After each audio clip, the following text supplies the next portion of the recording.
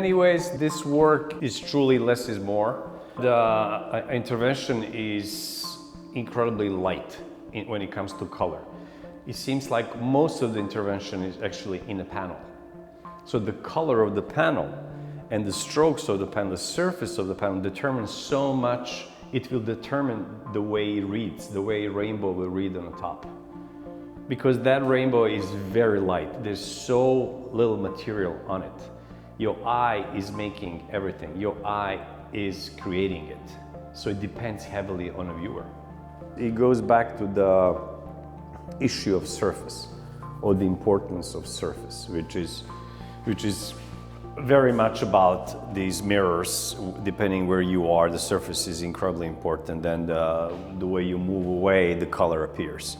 So I think with these boards, I was also concerned with the surface, but in a way that surface has to have a slow release, the surface that works as a doorway, and that you come kind of in slowly and it takes you to this other place. And you know, I think that's probably true for every painting. The painting needs to have that element, otherwise it doesn't let you in. It's just what I refer to as a deep memory.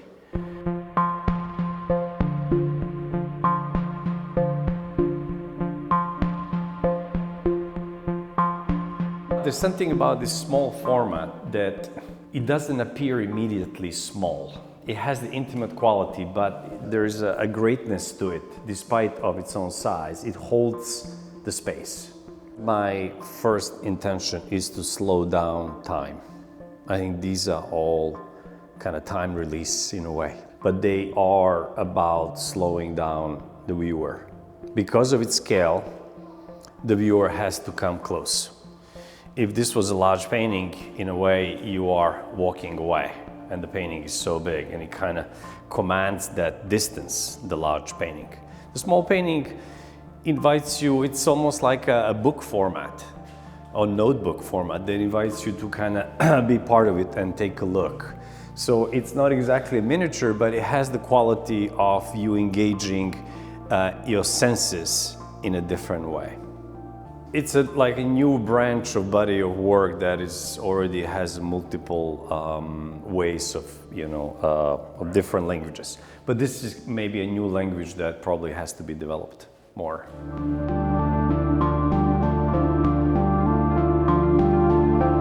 Remember how Tarkovsky spoke about Leonardo, saying that Leonardo always insisted about the surface, and how surface is everything. Think about surface always, Leonardo. But it's not just Leonardo, the whole way of thinking was that the hand has to be so good that it's invisible. So the contradiction of this thing is something that always intrigued me, che bella mano però non è visibile.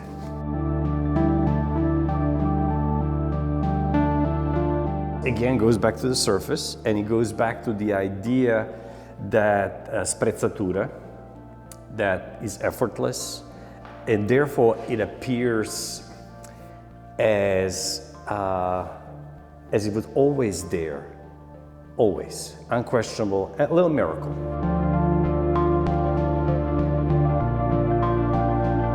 That goes back to Calvino and lightness, when he talks about lightness, which in many ways is an Eastern way of thinking.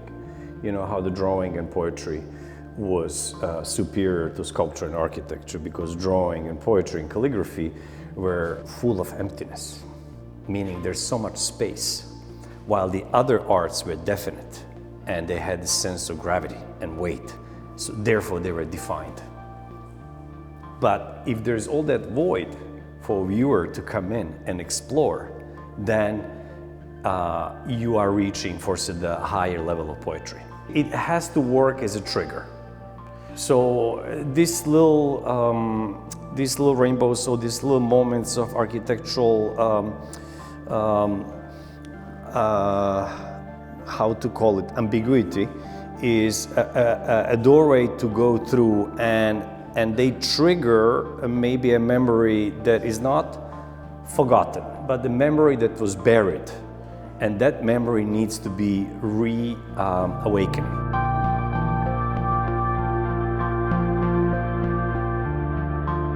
I think ancestral memory is something that has always been there, and it's something that I always felt strongly, that I'm in a conversation with, them all the time.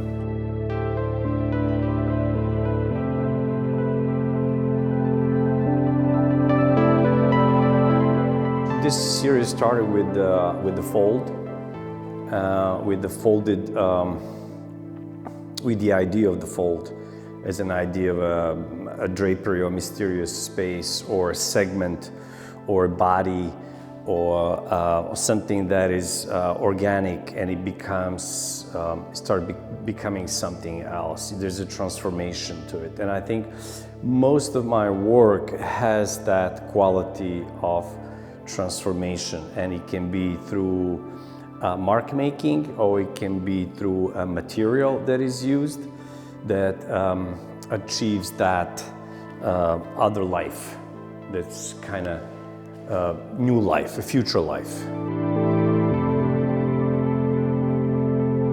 This body of work, the fold, it's something that again goes back to this idea of a deep memory. It goes back to this idea of our earliest memories, which is the drapery. In many ways, it's something we are born into and something that we die into.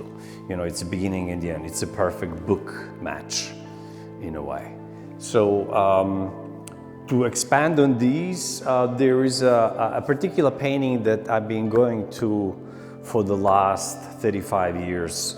And the painting that has so much color that in many ways it was against everything that I believed in, because I stay away from color for eternity. Everything was black, everything was dark, everything was sculptural, and it had a certain amount of gravitas. This is more about losing that gravity. It's kind of floating or kind of letting go. So it took me a long time, and I suddenly realized I'm using all the paints and the pigments that are in Pontormo's deposition, that in Santa Felice in Florence, a painting that when I was a refugee in Florence, I would go and visit, and it gave me this sense of lightness. I was surrounded by the stone and all that weight, and I would go to this painting, and this painting was floating. It was just like, it was otherworldly. And the colors were making no sense. The colors were these incredible greens and hot pinks, and it was just like outrageous. So when I started this, I started painting, but I didn't really think of that. And then at a certain point, it hit me, oh my God, these are all the same colors. So the painting, I became that, painting became me. It's like, I don't know how to verbalize it, but I think that this body of work, it's strongly connected to all those experiences. Something about the fold, the drapery fold is a mysterious, it's like a fold of the universe. It goes back to Deleuze and Leibniz and the whole Baroque time, and the time is fold, the labyrinth is fold. Everything becomes a fold.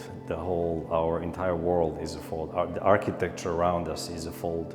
So the folds are holding light and giving light. They're absorbing, so they become dark and light in the same time. And the fabric and the surface become this elevated beings. They become still lives on its own. They're constantly shifting and changing, just like the time around us.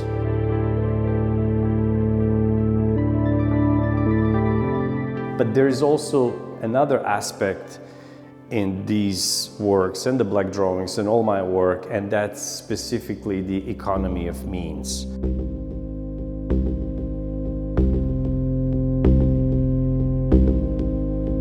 I work in idea of multiplicity. Seriality is something that always interests me, this idea of multiple original, which kind of goes back to my printmaking years. But the idea of repetition is something that has always been present in my work. So the bronzes appear to be the same, but they're not quite the same. And The Mountains Have Eyes, the title of this work, also presents idea of lightness and the surface, and maybe the seductive element of the surface and the beauty of it, but then it gets really wiped out, or somehow destroyed by acid that gets applied, dripped. So they become these rivers.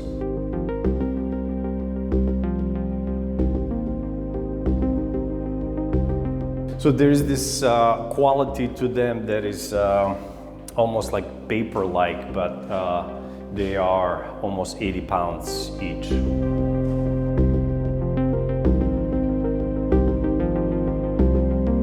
I was never invested in a material per se. I'm not in love with it. It's to be served as a vehicle, a medium to tell a story. So I was never scared, or I had zero fear when it comes to using material. Material is something that you feel immediately, and it's not something that you want to conquer. It's something that you want to work with and bend to its possibilities, its limitations, and maybe pushing those limitations without breaking it. Often I feel like we are walking with our own ghosts, literally what doppelganger means in German, that you are walking with your own spirit, and you're walking with these spirits. So you are, as a maker, you are also a viewer. So you're both.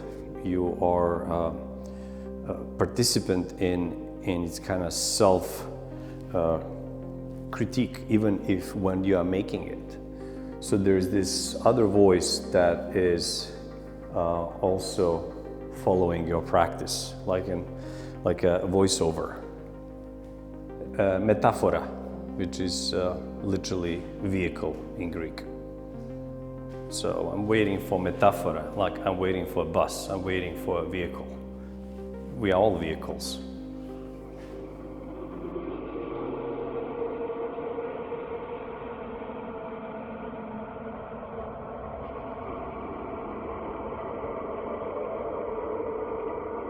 Selinunte project was Sicily. It was a Greek temple, temple to Hera, and it was an incredible occasion, a possibility, an opportunity to do a body of work that I started in 2002, and then I was able to combine, kind of blend into a youth series. So there were 3 columns with the iridescent quality to them, containing speakers. So there were 3 columns imitating almost the columns of Temple of Hera, but they have a compilation of voices that were women crying in funerals in northern Albania and in Montenegro, this tradition of mourning. So the sounds were blended together and made into 1.5 hours. I collaborated with Lorenzo Brusci, an Italian composer, wizard of sorts, and we made a sound that sounded almost like a wind, and kind of connecting all Mediterranean culture in this,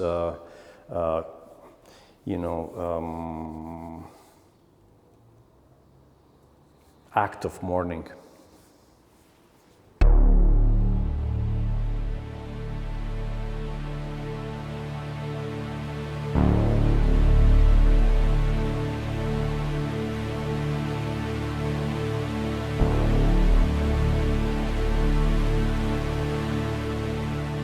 Youth series started in 2008, 2009, something around there. And it was specifically connected to the idea of a couple of things. The idea of a mirror that is deformed, distorted, painted in colors and pretty, but then also holding this other side to it, which is a past, and also connects to the idea of a Greek mirror, which was a symbol of power. And all the Greek mirrors were bronze mirrors that were highly polished to look like mirror. And each mirror contained a narrative that was dear to the owner of the mirror. So it could be a Greek myth, a tragedy, some kind of story that was engraved in that image. So you would see yourself and you see the story and you become the story. So in a way, these mirrors, the youth series, was very much connected to that idea of telling yourself your own pretty lies. The youth is our youth, it's everybody's youth. You are protagonist. The moment you are in that work, you are the youth. I mean, it's about this kind of look into this prism of colors. In many ways, it's like a beautiful nostalgic, but it's also about the other side of maybe perhaps broken dreams and other events and tragedies and all of those things.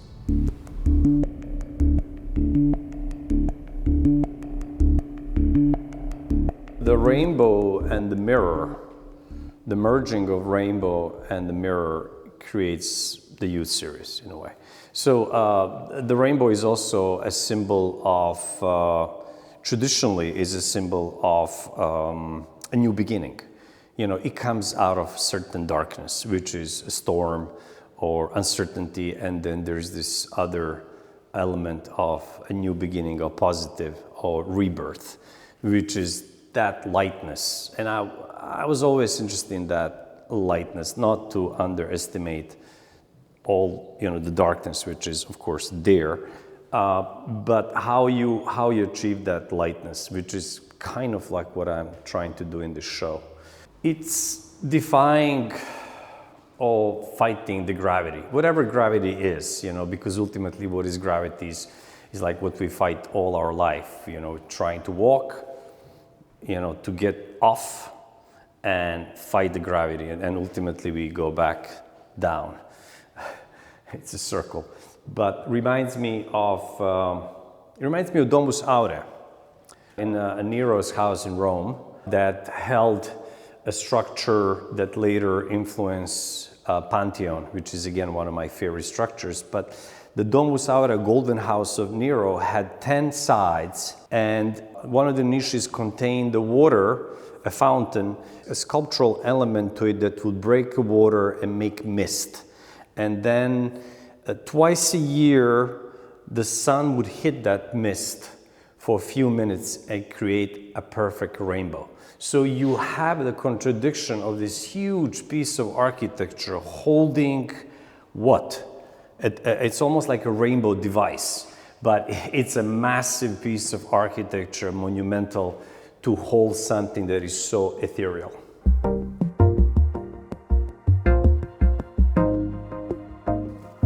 The youth series that is on stainless steel is a process that is basically a plasma with different components to it, to simplify it. So it's almost impossible to have the same results twice. Every time the work will appear differently. So there's the element of losing control or not having control. So there's this, a great sense of discovery in that particular process when there is no hand involved. Going back to the hand is removed. And there's this other maker, which is all these other elements. And depending on all those elements, the color will come the way it comes.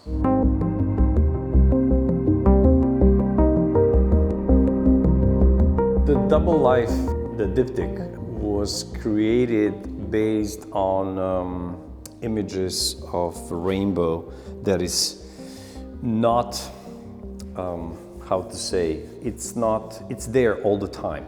I don't want to say it's permanent, but it's somewhat permanent, and it's a rainbow over Victoria Falls because the sun shines all the time and the mist is created, the rainbow is there all the time. So I wanted to create a painting that strips the rainbow of its color.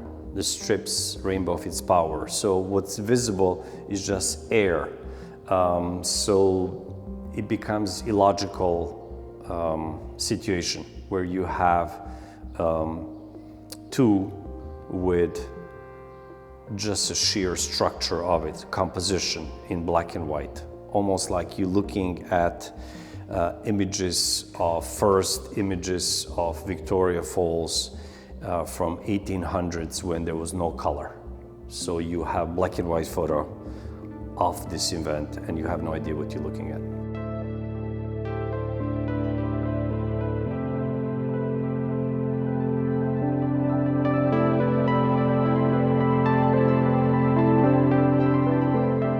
I think the whole show is, I don't want to say surface driven, but surface is incredibly important, going back to those concerns. And sometimes there's this necessity to dig, and I think that's important for certain works as a part of the process. Like you digging, thinking that something will be found. It's sometimes the surface holds enough, the truth is hidden right on the surface. So these are very much about that. Like this kind of minimal interventions, or these very fine layers like dusting and then letting go. Something is never finished.